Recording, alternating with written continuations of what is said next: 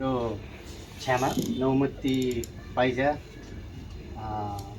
स्वर्गवास हुनुभएको 9 तिथिमा हामी उलेरी हुन्छमाज पोखराको तर्फबाट हामी टाढा टाढाबाट यस्तै छ पोखरामा साह्रै विशाल सरिएको आज यहाँ आउने कार्यक्रम गरेका थियौँ र हामी यहाँ भेला भएका छौँ र उहाँको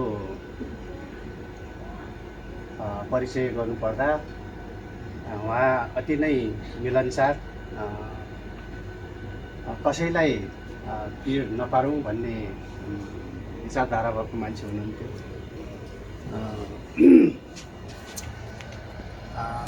उहाँले हाम्रो उलेरी पुञ्चमाज पोखरालाई धेरै सहयोग गर्नुभएको छ र उहाँले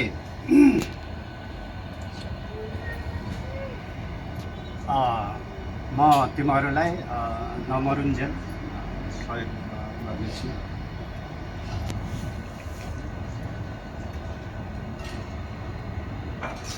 र म बितेपछि तिमीहरूले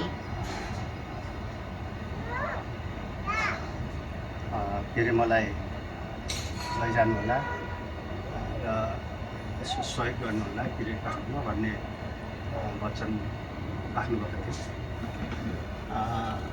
मलाई लाग्छ सबै साथीहरू त त्यहाँ कार्यक्रम पुग्नुभएको थियो होला, तर म संयोग थिएँ, बाहिर थिएँ, आउनु सकेन।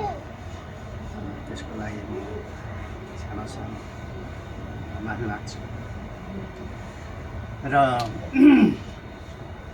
उहाँको आत्माको चिर शान्तको लागि हामी 1 मिनट मौन धारण गर्ने अनुमति चाहन्छु भन्दै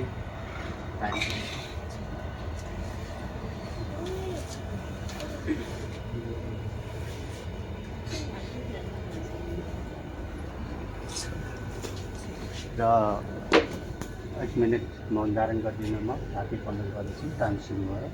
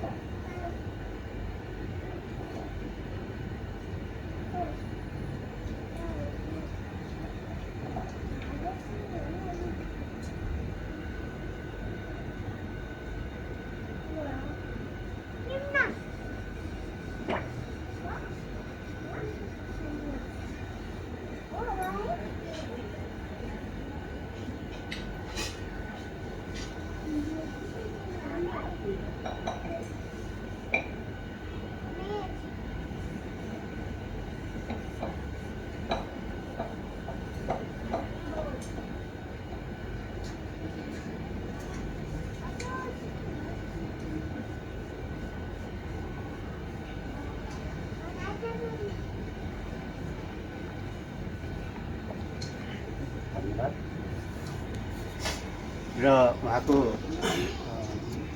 तस्बिरमा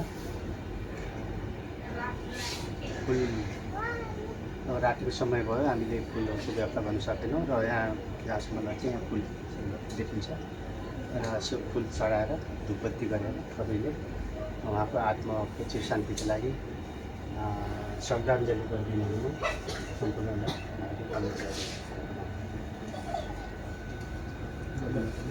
जसले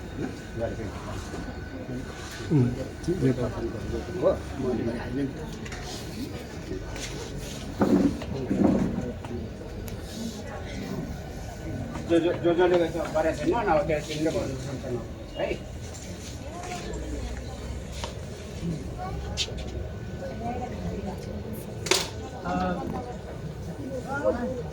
म पनि यस एउटा कुरा गर्छु।